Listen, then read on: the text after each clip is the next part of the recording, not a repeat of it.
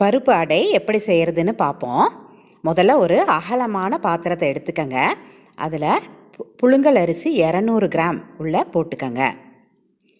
அடுத்து பச்சரிசி 200 கிராம், துவரம்பருப்பு 150 கிராம், பாசிப்பருப்பு 150 கிராம்,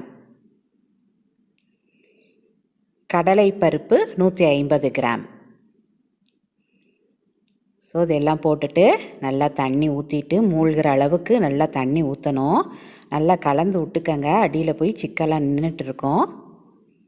ஸோ இதுக்கு மேலே 12 காய்ந்த மிளகாய் உள்ளே போட்டு ஓவர் நைட்டு ஃபுல்லாக ஊற வச்சு எடுத்து வச்சுக்கணும். காலையில் எந்திரிச்சு பார்த்தா ஃபுல்லாக நல்லா ஊறி இருக்கும். அதை நல்லா கழுவி எடுத்து வச்சுக்கோங்க. அதோட சுரைக்காய் 1 நல்லா சின்ன சின்ன பீசஸாக போட்டு எடுத்து வச்சு